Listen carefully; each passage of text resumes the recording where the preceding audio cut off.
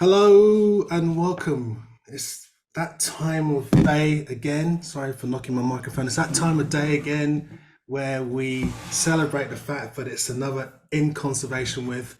I'm David Lindo, also known as the Urban Birder. Tonight is sponsored by Leica Sport Optics as well as CJ Wildlife, a team of passionate nature lovers and experts in garden wildlife on a mission to make nature accessible for everyone, whether you are a nature novice or garden guru. They want to inspire, educate, and provide the right tools to help wildlife thrive right in your doorstep. So that's what they're all about. I hope you've all had a good period of time since we last met. It's going to get better now because we got Ajay Tegala here tonight. And let me ask you, Ajay, how are you and where are you? I'm very well, thank you, David. I am right out in the wilds of East Anglia. I'm on the border between Norfolk and Cambridgeshire. So I'm out in the fens, the flatlands of East Anglia. That's where I am. That's a very nice place. I used to know it very well. I kind of get when I go to Norfolk and Suffolk now, it kind of feels weird because it seems to be a bit more populated. And I was just saying to you previously that whenever I think of Norfolk or every year that I live, I find another town or hear of another town I never heard of before.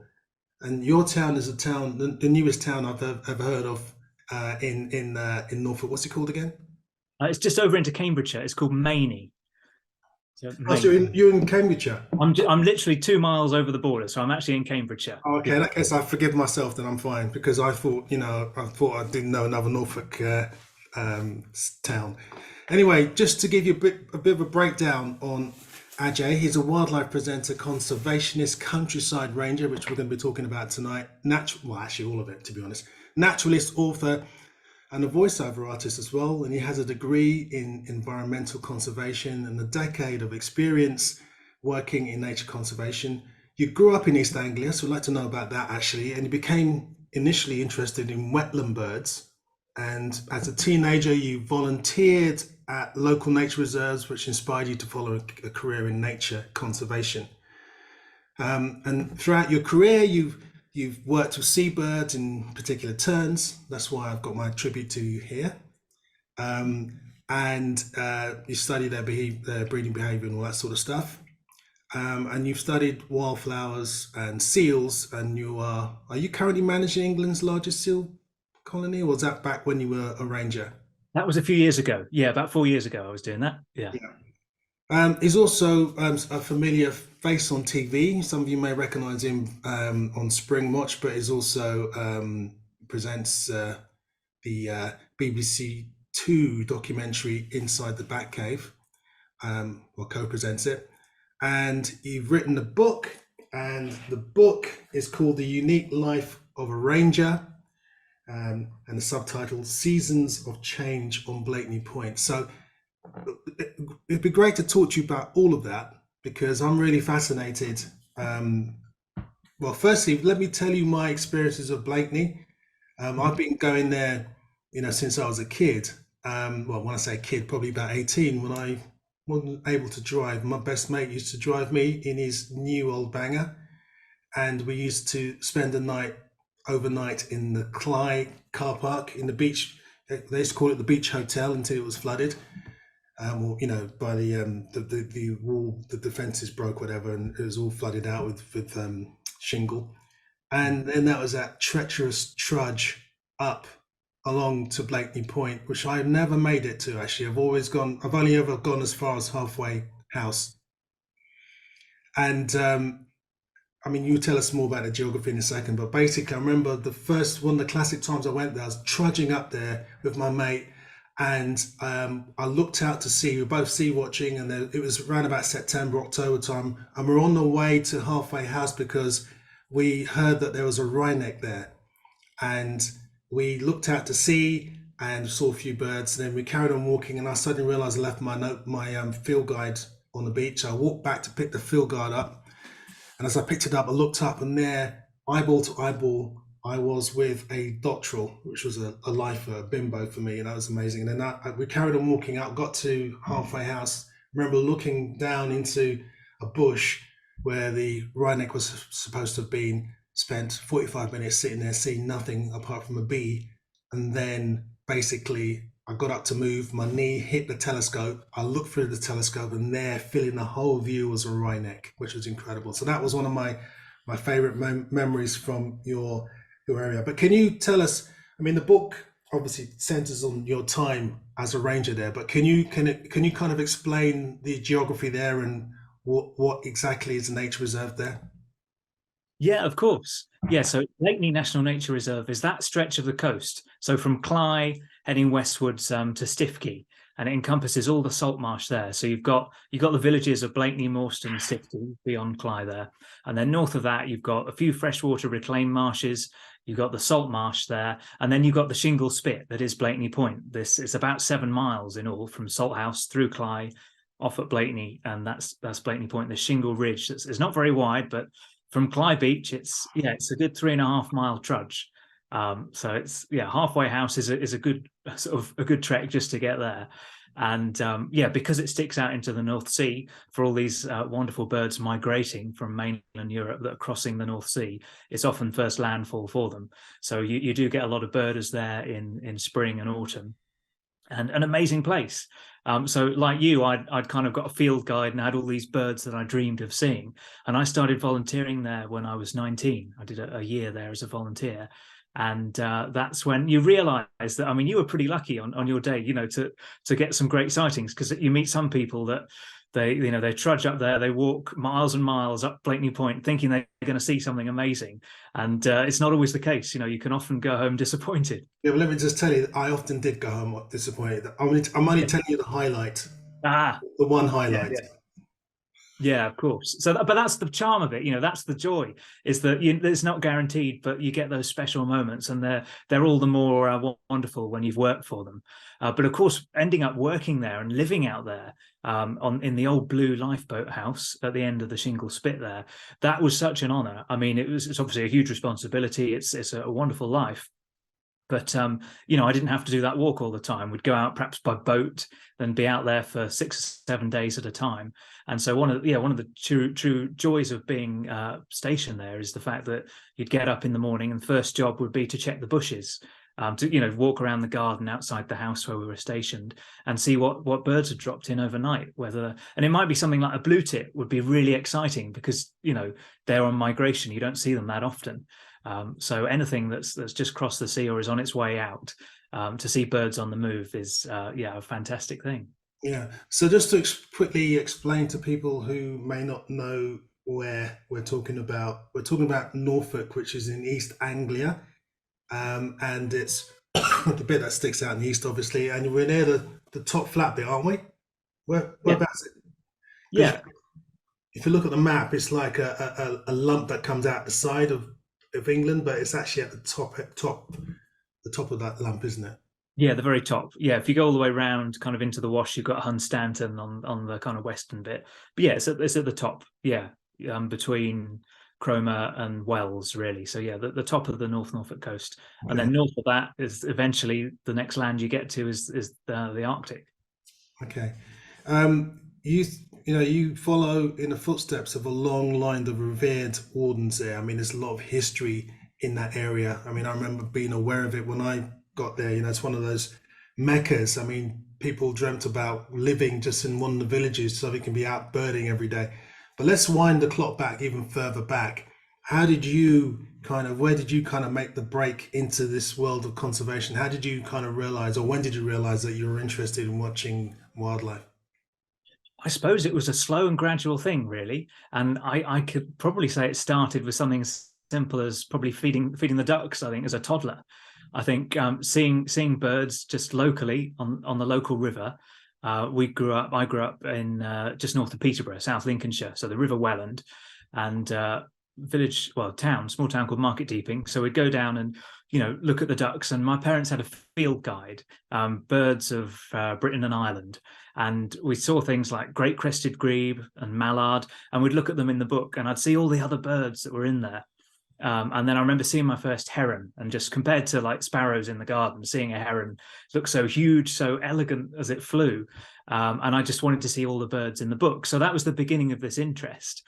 And then growing up a bit, visiting more places, seeing things on television, and learning about, I think, not just the wonder of nature, but the fragility of it. And so I wanted to get involved in the beauty of it, but also to be able to help conserve and help make a difference. So there was that motivation from a young age. Then at 15 years old, I did work experience with the National Trust, with the then Wardens, now Rangers. And that was a big moment, because meeting these people that did this for a job, and sort of seeing how happy they were, that made me think, yeah, this is the career for me. This is what I want to do. So I mean, okay, you started volunteering. I mean, what was your job? You know, even as a ranger, what was your day job? What did you do on a daily basis? So originally, I mean, I was at school, and then a student, and so I'd just do the odd day here and there, and we'd get involved in scrub clearance was the first thing, near where we were, the Lincolnshire Wildlife Trust. They had some old flooded gravel pits, and so it was a case of it's an interesting thing, because obviously creating habitat and planting trees is a really important thing. But I learned obviously that in certain places you need to let the light get in to let wildflowers grow. So those early jobs, and then going on to actually when I was volunteering full time at Blakeney, it's hard to summarize any day, because it can go any direction. But it's a balance between conserving and monitoring the wildlife, and also access as well. So it's finding that balance between people being able to enjoy it and enthusing them and helping educate them, but also kind of that balance between giving wildlife space. So that's always a challenge, is finding that balance. In your book, you talked about, you know, that area of Britain, and it's got a strong history. It's probably one of the birthplaces of birding per se, should I say? How did you feel following in the footsteps of such, you know, revered ornithologists of the past? You know, because in your book you talk about people from 18 whatever, you know, and you have a chronological list of all the people who've wardened the Blakeney area. So, how did it feel to step into those shoes? It was a great feeling. Yeah, it was great, but it was slightly intimidating at first, to be honest. Yeah, because there is that long history, and you can kind of stand on the shoulders of these people that have learned so much, and you can kind of, look at what they've learned and apply that. But yeah, it's kind of a huge pressure as well, because just starting out, I mean, I was keen, but I didn't know all the birds in the book. And when you've got migrants coming through, you've got that split second to try and identify things. So it was kind of overwhelming at first to think the pressure's on to kind of know your stuff. But then I think just through being immersed and through being around other people that had lived there their whole life, and other volunteers, and people that had careers in conservation and retired and were helping out, you kind of picked up things. And so, yeah, it was a journey, and I got better at it, and I got more experience and more confident. But at the beginning, it was quite nerve-wracking. But what a privilege to be part of that history. I was always conscious of that. I'm looking at these old pictures of people from the Victorian times and thinking their lives, in a sense, were fairly similar. I mean, it was a different world back then, but that was the beginnings of conservation. You know, when birds were shot, not with cameras, but with guns back then. And these pioneers were helping conserve them for the first time. But we were essentially doing the same things. Stopping people from stealing eggs is still part of that job. It's not as common now, but, you kind of go to bed thinking, well, I hope, in the morning, all the birds are still going to be there, the rare terns on their nests on the ground. So is your painting now on the wall alongside all the other illuminaries? Yeah, absolutely. Yeah, my pictures are in the lineup, number 10 or something, 10 out of 12, I think, something like that. What was it like? I mean, okay, you came from East Anglia anyway. You know, Eastern Britain. You're up in near Peterborough. But what was it like moving down into an area like that? When I say like that, I'm not meaning it in any derogatory sense at all. I'm talking about the fact that it's a very. I mean, put it this way: when I used to go there as a kid, it was. I don't know. It's hard to explain. I felt that I was in a place that was like almost like a holy grail. You needed to sort of be a certain way. I remember staying in Clyde for the first time. as a 19-year-old, and I remember having to get a train from London, several trains to get to Sheringham, and then from Sheringham, I had to try and find a way to get to Clyde, and I was based in Clyde, and it was like quite weird for me being in that area for a weekend. Um, how was it for you, or did you just slip in like no problem? Oh, I mean, I learned to love it and absolutely love it. But yeah, yeah, it took some getting used to be honest. Like you say, it's a wonderful place with that, the whole Holy Grail element. And so, yeah, I was very happy to be there. But yeah, it was a case of fitting in and kind of getting in tune with that North Norfolk life. I mean, being there for a while, I didn't leave that much, because of logistically, it just made sense and saving money to not leave very much. And so you kind of, it slowly gets under your skin, and you kind of you get to know the local characters, the local banter, and eventually I had a nickname, and that was kind of, you knew you were kind of getting in with people then. It was awful. I get called AJ, but someone called me OJ, which isn't great, as in OJ Simpson. But it was like, oh well, these are the people that they're teasing you a bit. So there was this, once you were accepted into the community, everybody looks out for everybody, and everybody knows everybody's business. So yeah, it was fascinating to get to know that kind of North Norfolk culture and the accent and everything, and a wonderful to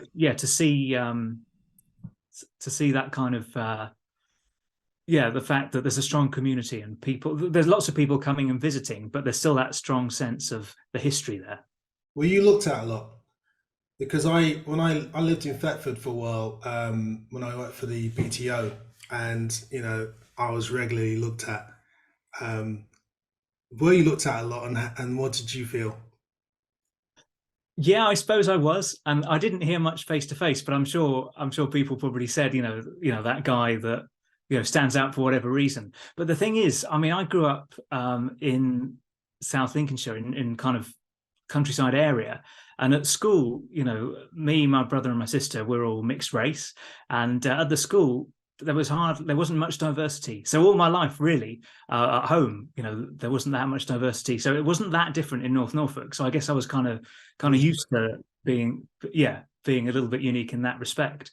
So it was fine. But yeah, there wasn't many people that looked like me working in conservation. Even now, really, working as a National Trust ranger, there's still a limited kind of pool of people, if you like. And do you feel strange about that, or is it just a normal thing for you just to carry on, or are you ever do you ever feel aware of that? Well, like you say, I guess I'm kind of used to it because it's always been that way. The way I've always grown up in that environment. But yeah, it is strange sometimes to think that yeah, why isn't there more people like me? Because nature is for everyone, and certainly that's what it's all about. And all the conservation organisations are all very geared towards involving everybody in the natural world, getting everybody to enjoy it. And I see people from all backgrounds having a wonderful time on nature reserves, but I see, generally the same kinds of people. It's changing a little bit, but it seems to be very slow. It's great now. Lots of my fellow rangers across the UK, there's more of a gender balance now. It's not all males, but there's a lot of white males, and a few more white females. So yeah, it's interesting. It would be nice to see a wider diversity, and I hope that it will continue to increase. So what will make that happen? It's a challenge. So where I work at Wicken Fen in rural Cambridgeshire, and Oh, we're I very know that reserve. I've been there a few times. I know yeah, Wigan. It's a nice place. great. Yeah, Wicken's a wonderful place, but again, it's quite hard to get to, especially if you don't have a car. There's a bus like once a week. The train station's several miles away, so I think accessibility to some of the places I end up here, here in the kind of East Anglian area, accessibility is a thing. But then, I mean, not so long ago, I went to the London Wetland Centre, for example, and that's an amazing place. I love that. I know it's a place and so when places are accessible, then it's more people from different backgrounds can get there. So logistics is part of it, I think. Even London Wetland Centre is actually not that easy to get to now, to be honest, because since the Hammersmith Bridge has closed down, you can't walk from the station across the bridge. Well, you can maybe if you're walking, but you can't drive anyway. So it's a little bit more difficult to get to. Yeah, actually, yeah, I went there on the train. I did have a bit of a walk. Yeah, you're right. Yeah, yeah. Yes. Yeah. Yeah, so that's part of it. But I think, yeah, I think that there's still it's more than just logistics, isn't it? I think it's more than just accessibility in that way. Um, but yeah, it's an interesting thing. Yeah, because I think, I remember coming to your ex-university, was it this year? Uh, Mm. and I gave a talk, and part, and you were in the audience, and part of the talk was about that whole thing about getting people involved. And it's quite interesting that there was quite a few faces in that crowd that were studying, natural history of some sort, and it was great to see such a diversity of people studying. And I just hope that that will then create a pool of people that can fit into jobs that were otherwise seen as being only a particular type of person's job, if you know what I'm saying. But you kind of, when did you make the switch? Well, not even the switch, but when did you kind of, or how did you get involved in your broadcasting life? Oh, so that was thanks to the lovely seal pups on Blakeney Point, really. That's where that started. Because I was working there on the point when obviously we're famous for birds, North Norfolk, but seal pups, the grey seals that have their pups in winter, they were slowly increasing. And so because they're cute and fluffy, they look a bit like dogs, they sound a bit like babies.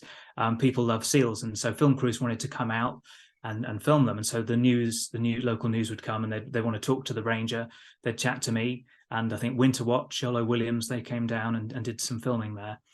And being based there, being the man in the know, if you like, I got to talk to various film crews about the seals, and that went well. And then more opportunities came along, and I thought, yeah, I'm interested in this. And like you were saying earlier, again, it's thinking if people can see me and see me on television talking about wildlife and think, hey, he loves it, he's enjoying that. It's for anybody, anybody from any background can get out there, and so that's important. So it started from being a ranger, I guess, knowing my stuff, but then wanting to reach a wider audience, because obviously I'm motivated to help people behave responsibly when they're visiting a nature reserve and feel that passion towards protecting wildlife. And you can do that on the ground with people that visit, but as we said earlier, not everybody gets there. So if you can get onto television and all these different forms of media these days and spread that passion, not just for nature reserves, but also for your own local wildlife. And just getting in your garden and seeing wildlife and raising that enthusiasm, I thought this is something I'm really passionate about doing more on a wider platform. And so I kind of pushed forward in that direction. And what would be your ideal sort of TV moment, in terms of a series or something? Would you want to do something like that, or?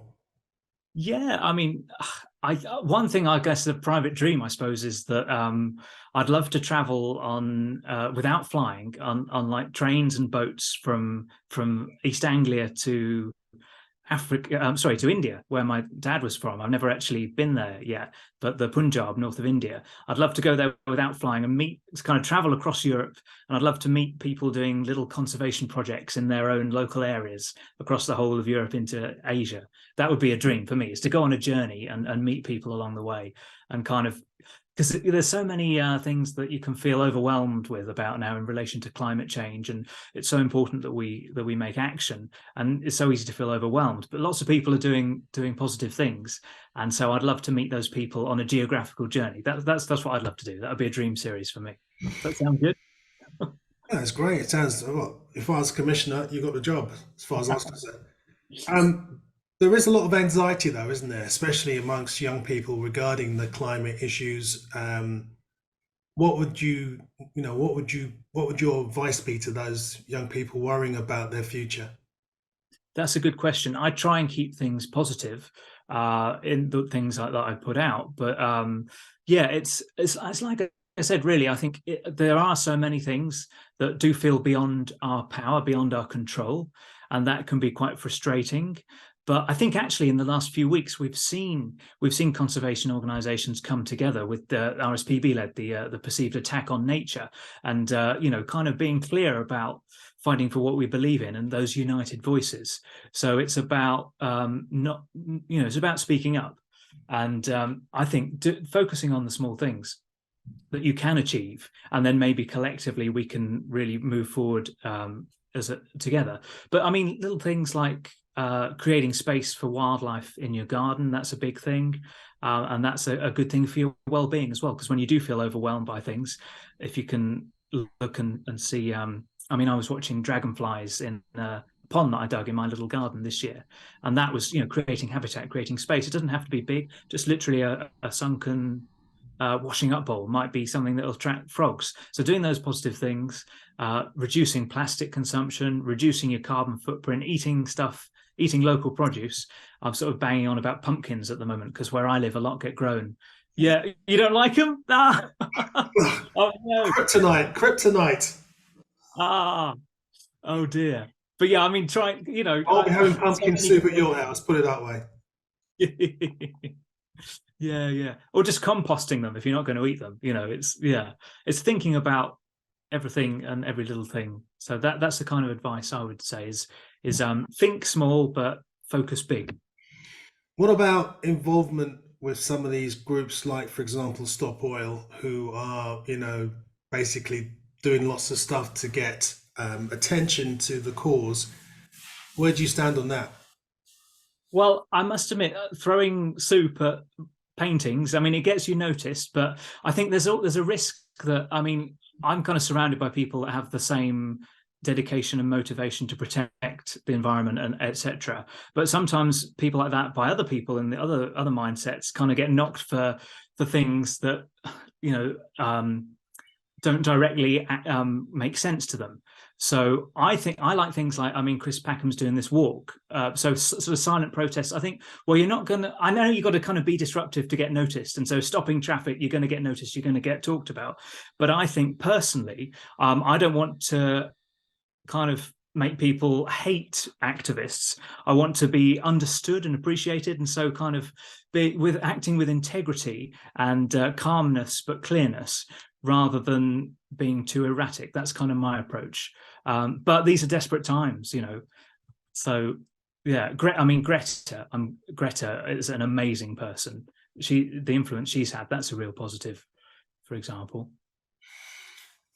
My opinion is that there's not a lot or not enough creativity within the world of conservation. And on one level, the people like Stop Oil are doing things which, I mean, I personally, a lot of it I don't actually personally agree with, but it actually is quite creative in terms of it's another sort of way of making a point, which will grab attention, because at the end of the day, we live in a time where there's so much media information all over the place. We're bombarded, and it's very difficult to be heard amongst all that noise. And I just my feeling is that some of the NGOs are kind of a bit staid, a bit afraid of actually doing anything new, really. And there is this lack of ideas. Now, I know that you're working on one yourself. You're actually putting together a stage play, which I think, when you told me that, I thought, that's amazing. I love that, because it's something which is, again, different. It's tell us about your stage play. Yeah. It's good. It's fun to be creative. And I've got a friend who's a singer, and we go bird watching together. So that's how it started, birding on the Norfolk coast. He's a singer. Obviously, I'm a wildlife person, a ranger, an ornithologist. And so we came up with this idea, just chatting one day, that we could put a whole show together around birds. And we're calling it A Year of Bird Song and Bird Songs. So the kind of setting is that it's a year in Britain, and I talk about the different birds you hear and the breeding activity and displaying and mating, etc., and some key species. And in between, he sings songs, relevant songs, like, for example, a nightingale sang in Berkeley Square, but a whole range of different genres. And it's this kind of fun evening we're putting together that, hopefully is a little bit different. So there'll be subtle conservation messages in there, and kind of celebrating our love for birds, but also it will be a kind of a musical and even sing-along kind of thing as well. So something a bit different, but a bit fun. So you're talking about two of you on stage? Yeah, two of us on stage and a piano for the songs. I don't sing, he does the singing, and I do talking about birds, and we'll have some pictures up as well. And have you got any bookings yet? It's just starting to come through. Yeah. So hopefully in the Broadway? next few weeks we'll be announcing things. Broadway? We'll see. We're starting small and we'll see where it goes.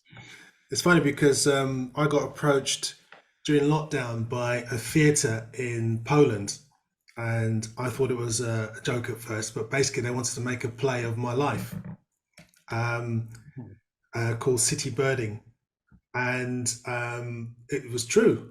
And it was actually premiered, I remember in 2020, actually, it was September 2020 or something like that.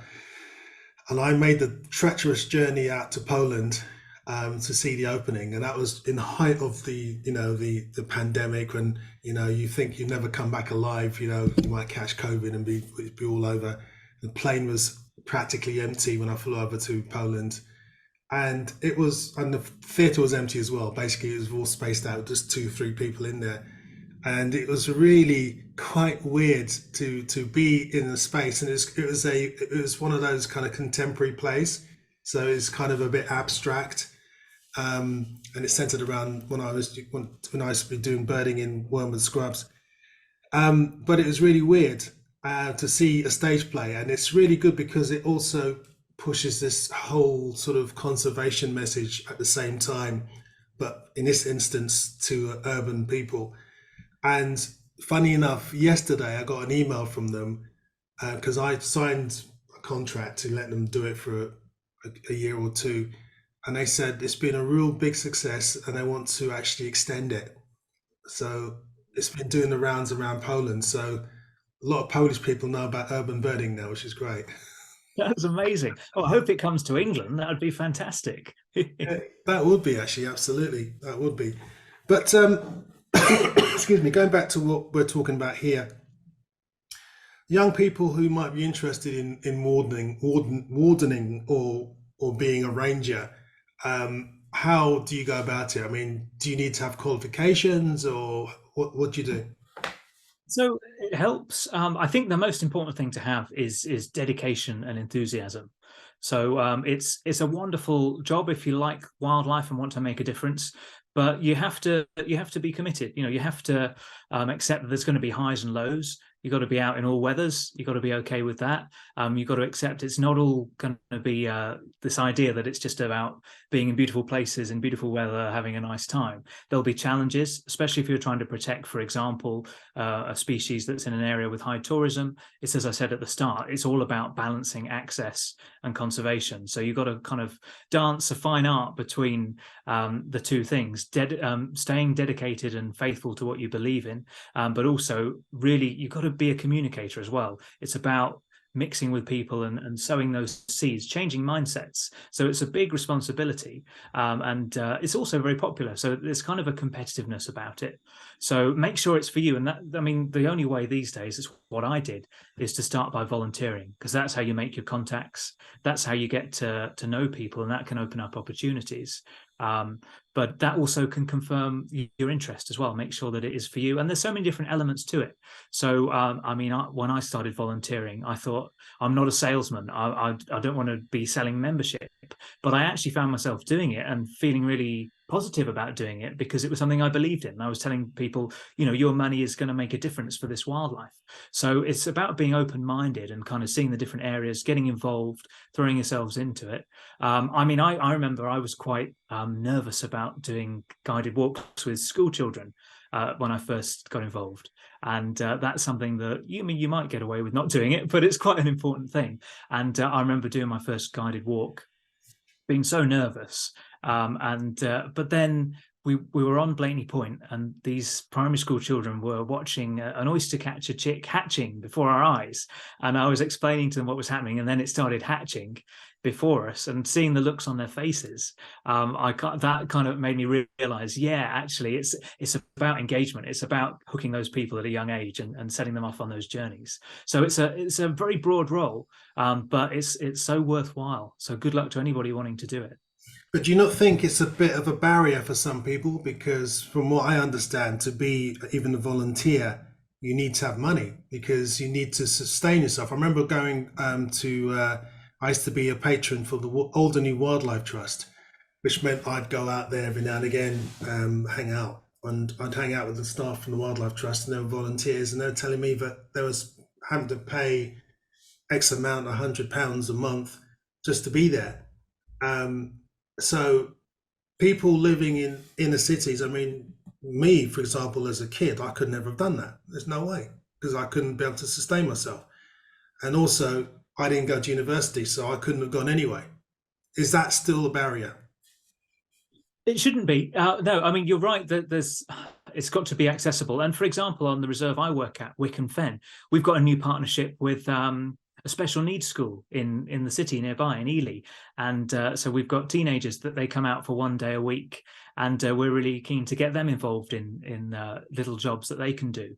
So now we're focusing on being able to, that's so important. So there's certain, now I think it's kind of hard to do it and make money straight away. That is a barrier. But if you can get something like I did, where you perhaps get, say, 3 days a week where you're volunteering on a reserve, but then you've got 2 days where you can maybe get a part-time job, or maybe you've already got some part-time work, that you can sort of try and do those things side by side. But the thing with being a ranger is you're never going to be rich. I mean, you don't get big money for doing that kind of work. But yeah, you're right. It's about getting that first step. And it can be hard. But if you can do a little bit of voluntary work alongside other stuff, that's kind of the way to do it. I mean, we get corporate volunteering as well now.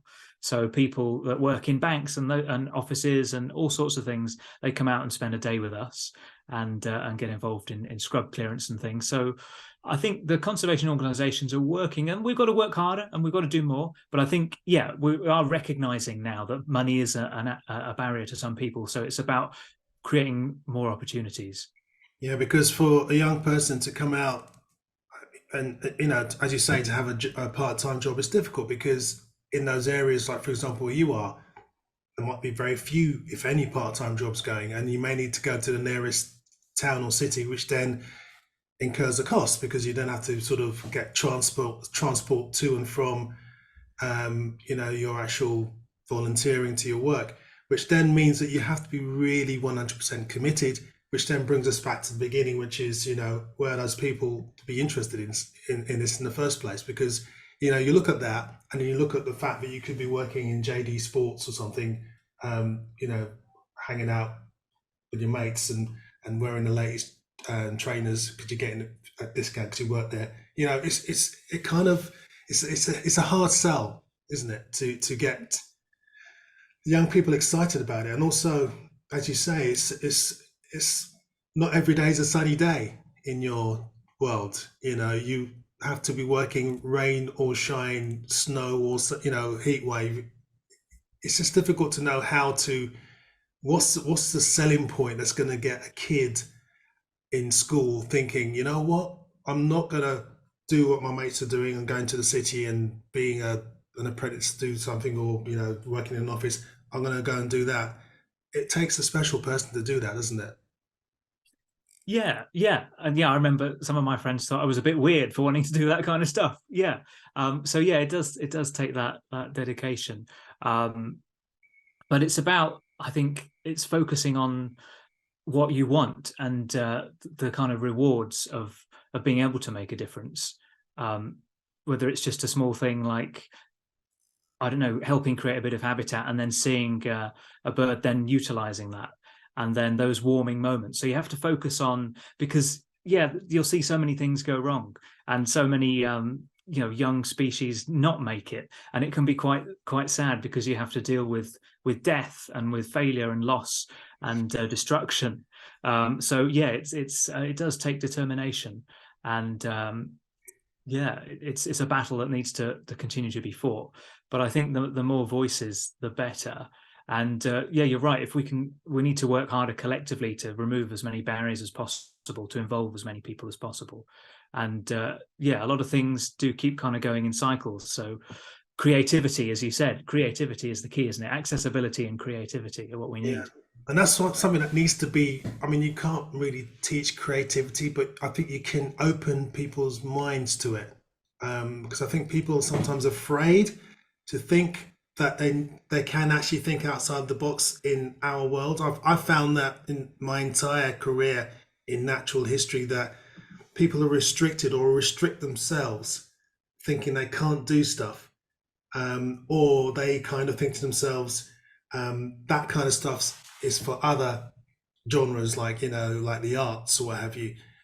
When you can actually mix it all up together, it's interesting because in a couple of days' time, I'm going to be speaking to Hannah Bourne Taylor, the young lady who stood naked or partially naked outside, well, actually in Speaker's Corner to try and save birds, and she had her body painted. I thought that was an interesting thing to do because, again, it's a bit of creativity, something different. And I think that, just going back to my point, it's just so important when we talk to kids about natural history and about conservation that we try and spin it in a different way to make it more interesting to kind of be considered as a possibility to get involved with, and not something that you can think to yourself, well, that's never me because I'll never be in a Congo. Do you understand what I'm trying to say? I think we have to really make it more palatable, make it more contemporary. Yeah, yeah, absolutely. Yeah. And hats off to Hannah Bourne Taylor for pushing those boundaries actually, and doing stuff out of the comfort zone to get noticed. And that's what it takes, isn't it? That to be noticed and hopefully listened to. And yeah, absolutely. Would you ever do? Would you? I mean, you're doing your stage play, but would you ever do something yourself? Do you think? I mean, this is not a question as to. It's not even a yes or no question. Even it's it's a question. It's like, again, it's your mindset. I guess you get to a point in your life, in your career, when you think to yourself, something has to change. Um, Perhaps you haven't reached that yet. I don't know, but I'm seeing stuff ahead of me now. I'm thinking, we need to act now. We need to do something different now. Do you get frustrated with the way the world is at the moment? Oh, absolutely. Yeah, absolutely. I mean, I can think of a few political examples recently where I've seen things and I've just thought, oh gosh, here we go again. Are we ever going to move forward? And yeah, of course I get frustrated. Yeah, absolutely. So yeah, I think, yeah, I'm perhaps I am getting towards a point where I will have to do something different and yeah, satisfy myself that we can push forward beyond what we're doing as a baseline. So yeah, I'm not sure I'd do anything naked yet, but I can kind of understand people wanting to do something extreme because just reaching that point where what you've got to do something more for sure. If you were in power, what sort of things would you be doing now? That's a very good question. Well, I suppose, I mean, you could say so many things, but I think looking at one angle of it, and one that I suppose personally I'm aware of through my in-laws, are farmers, and farming is so important. It's obviously so important that we have food to sustain ourselves, and a large amount of the land in the UK is obviously for crop production.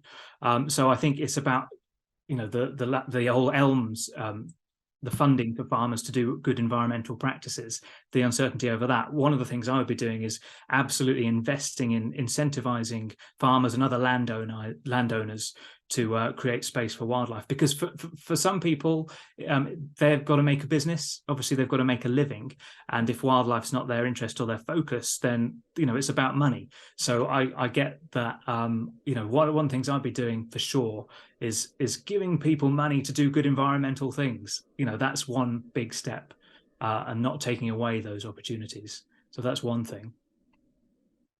Okay. What was your relationship like with the farmers and landowners when you were at Blakeney Point? Well, yeah, Blakeney before and now at Wicken, it's a challenge. But I've got some great people, great examples of getting to know people and sort of talking each other's language, I think. And even, recently talking to some farmers about kind of their crop is their crops. For us, we could talk about wildlife as a crop. That's what we're investing in. That's what we're kind of doing each year. So yeah, there's different generations and there's some old school thinking. But I mean, luckily I've got some great people that I've sort of socialized with that are young farmers that are really, they like seeing wildlife. and they care about it. So I'm always trying to spread the love and spread that appreciation. And I do butterfly transects on field margins on some farms in Norfolk and get that data so that I can say, look, on your farm, you're making a difference because we've got X number of species. And bats, there's some great recording technology now, like the audio moths for recording bats. So going out and getting that data and showing that actually just sacrificing a little bit of land, we know this already, it makes such a difference. And then, so it is a challenge. But I'm trying to put a positive spin on it. There's, and also development as well. Where we are, we're near Cambridge here, and Cambridge is growing, and there's a lot of development, a lot of housing being built. So there's a lot of pressure on the wildlife and the wild areas. And what about field sports? I mean, to me, East Anglia is one of the capitals in England of field sports, fox hunting and all that sort of stuff. How did you kind of manage that? Well, how did I manage that? Look at bird flu, for example, at the moment. Here's a classic example of something that started in a domestic situation, and has spread to our dear wild birds. And look at the seabirds this year. That's horrific. And also, a few years ago, the RSPB did that study looking at just the impact that reared pheasants and game birds have had on the ecology of Britain, this unregulated introduction of these species, and they're tipping that kind of balance. And so you're getting more foxes and more crows associated with that, and then suddenly they're predating on the birds that, as a ranger, I'm trying to protect. The terns out on Blakeney Point, they're being eaten sometimes by foxes, and that whole it's a big thing, and it's ingrained in our culture, isn't it, for some people as well. It's a historical thing. So again, it's changing mindsets, isn't it? It's a long-term thing that's got to be done, but it's a long and slow process. My imaginations of being a warden have always been quite a glamorous one. Being on an island, you're living in a lighthouse, you get your Ocado delivery every week or something. Well, I'd have to if I was a warden. But the other thing I love about that, especially being a birder, would be to come out in the autumn. You mentioned it earlier, and sort of check bushes and check the immediate vicinity. Can you tell us a couple of examples of when you've walked out and seen something absolutely? The first one that springs to mind is I was out there on my own, because there's a team of about 3 or 4 people that are out there, but you have days off. And it was 1 September. My colleagues were on holiday. I walked out one morning, and I walked over the crest of a sand dune, and something caught my eye, and I thought, wow, that's not your average bird. That's a hoopoe. I knew instantly it was a hoopoe, with the crest and the flash of the black and white on the wing. And that was amazing. And then another time in that same area, there was an osprey perched on a post eating a fish. These things that you just wake up in the morning, go outside, and they're there on your doorstep. And those are exciting moments. Plenty of those. It must be amazing to get up as well and step out your doorstep and there's no one else around you and there's mist and you're just there. What was that like? Yeah, very special. Yeah, in the mist. And actually, you mentioned the mist. That reminds me of, again, in autumn, there was one, I think it was about 10 years ago, they called it the thrush rush, because there were all these song thrushes, fieldfares, redwings, ring ouzels crossing over from Scandinavia, and the mist had closed in. They were exhausted from migrating overnight, and they were making landfall across the East Anglian coast all the way along from Scotland downwards. And one morning walking, just a couple of us, and the bushes were brimming with birds. You could hear the song thrushes. There were gold crests buzzing and literally falling out of the sky. There were all these fieldfares. And so moments like that, not necessarily rare birds, but just the numbers of them, that kind of seeing migration, seeing it happen, magic moments for sure. Yeah, they're quite rare now, aren't they? Because numbers of birds generally have fallen through the floor. And I can't remember seeing a massive fall like that, not for the last 20 years. So it's good to know that it still occasionally happens. And I think it's probably happening now as well, because there's quite a big movement of thrushes heading over from the Netherlands as we speak, last couple of days. And I remember last night walking, I'm in Extremadura in Spain, in Cáceres, a city called Cáceres, and hearing redwing flying over, which I've never heard before. down there. Nice. Yeah. So Yeah. it's Yeah. Yeah, so get out there and look for them for sure. But you're right, definitely. I mean, you talked at the start about being part of a long line of people over 100 years that had worked on these reserves, and I've read these accounts of 100 plus years ago when there were dozens of blue throats, which is the bird synonymous with the Norfolk coast historically. But I saw one or two in my whole time there. I never saw more than one at a time. Amazing bird to see, so beautiful. But yeah, really sad when you think I'm getting excited because I'm seeing one in this moment. But then, yeah, over a period of time, they're really rare when they were once a lot more common. So there is that. You've got to see things in perspective. so given the choice, and no one's going to judge you on this one, but presenter or warden? That's a really hard one. What I always say is that for me, I couldn't really be a presenter without having that grounding in conservation alongside. So for me, being able to do both things is really important. And I think working on a site as a ranger or a warden for me is important throughout the changing years, to kind of the changing seasons throughout the years, to be grounded in conservation and doing that work. That's what motivates me, and that's what I want to do. So it would be kind of hard to give that up. But I think if career changed in whatever way, and for whatever reason I wasn't being a ranger as a paid position, it would be innate in me that I'd be out there just bird watching or getting involved in wherever I was. So that for me, that's really important that stays. Yeah, I want to reach more people and engage with more people through presenting. Absolutely. Open to all opportunities.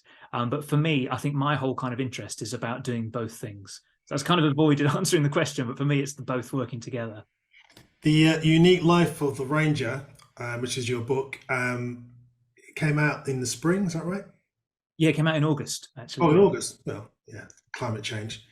Um, what was the process like? Because it's quite a lot of pages there. 300 pages or something, isn't it? Yeah. So the process it was sort of a dream of something I always wanted to do, because I've met lots of people that had stories, and I've developed quite a lot of experiences of my own of that kind of weird and wonderful life as a ranger, and being asked so many times, what's it like being a ranger? What's it like living on Blakeney Point? What's it like? And it's hard to say it in a few sentences. So when, of course, we had the pandemic and the lockdown, not straight away, but a sort of a couple of weeks into it, um, it just sort of happened. I think a friend was writing a novel, and we kind of inspired each other, and it was having that time and that space to reflect on my Blakeney experiences. And so throughout the period of about a year, I just kind of wrote as much as I could. I had my own diaries, my own journals, and a blog, so kind of going through that, talking to people about memories. And the process was quite a cathartic one, I think, for me personally, to kind of document that experience. And so it kind of happened quite naturally, and it rolled along, and it was a really fascinating and enjoyable experience on the whole for me. Yeah. What's next? Apart from stage play, what's next? What's next? Yeah, well, focus on the stage play. Yeah, absolutely. I'm on CBeebies, children's television show called Teeny Tiny Creatures next week. I do every Wednesday. I do a little thing called a hashtag Wild Wednesday. It's kind of about focusing on my local patch to inspire other people to enjoy seasonal wildlife and look out for the signs of each season. And yeah, we'll see more writing, and constantly just kind of sharing enthusiasm for wildlife, especially in Britain. Now, Ajay, if you could be anywhere on this planet right this very moment, where would you be? I've got to say, I went out yesterday where I live here in the Fens, and I had a wonderful walk. And just dusk at this time of year, hearing the geese, hearing the whistling widgeon. And actually, I thought to myself, do you know, I'm happy here. And it's maybe a bit of a cop out to say where I am now, but I'm really content. I love where I am. I love wetland birds. And so right now, just being able to go for a walk from my house, and to hear cranes, to watch cranes coming into roost, to hear all the wildfowl, hooper swans that have come down from Iceland. I get such a buzz and such a joy from seeing them that actually I'm pretty content where I am, and I'm happy being here. So sorry, just right here where I am, I think. Don't be sorry. I think it's great where you are. In fact, it's nice to be, to say you want to be where you are. It's great. And in terms of, I know you like wildlife in general, so is there a particular creature, organism that you actually can deem as your favorite? Well, I know we've talked a lot about birds, and yeah, I'm a bird lover, and fascinated by migration and all the different elements of bird life. But for me, I think if it had to be one, I think a good old oak tree. I mean, I'm fascinated by history, my own ancestry, and things that have happened over a period of time. We've got living memory, but if you look at some of these veteran trees, and you know, the amazing things about the communication through the soil between trees, the whole complexities of the associated species, the fungus, the insects. But an oak tree, through hundreds of years, the history that it sees, and just being in one place, but actually seeing so much. I just adore oak trees. I adore trees, but the good old English oak, I think, for me, is kind of the king of species. Fantastic. It's very few people actually on in conservation with ever even sighted a plant, let alone a tree. So it's really good. Just to let you all know, all you Zoomers out there, rushed in at the very last minute this Thursday, the 19th of November. We've got Hannah Bourne Taylor, fresh back from her campaign to save the Swift, and you'll be seeing her with clothes on, with me, talking about her campaign this Thursday on the 21st. And by the way, it's not online yet. It should be online tomorrow on the. But then if you watch it in the future, it doesn't matter because you can see it. You'll probably see it on YouTube anyway. On the 21st of November, we've got Amy Jane Beer, and she's going to be talking about rivers and her book Flow. And she actually holds a record for being on in conservation the longest in conservation with the most time, should I say? 3 times she's been now been on. So you've got some catching up to do, young man. And on the 28th of November, we got Florence Wilkinson, and she's talking about wildlife in our cities because she's got a book out of the same name. And then there's a whole ton of people coming on from, what should I say, being featured from then on into January. It's going to be a really good season for in conservation with. Ajay, listen, I'd like to thank you for sparing your time tonight to talk to us and enlighten us, and also to give us a view on your life and how you see things. So thank you very much, Ajay. Thanks, David. It's been a real pleasure. Lovely talking to you. And Zoomers, great to see you too, as ever. I hope you enjoyed tonight, and all that's left is, do you know what to do? Keep looking up.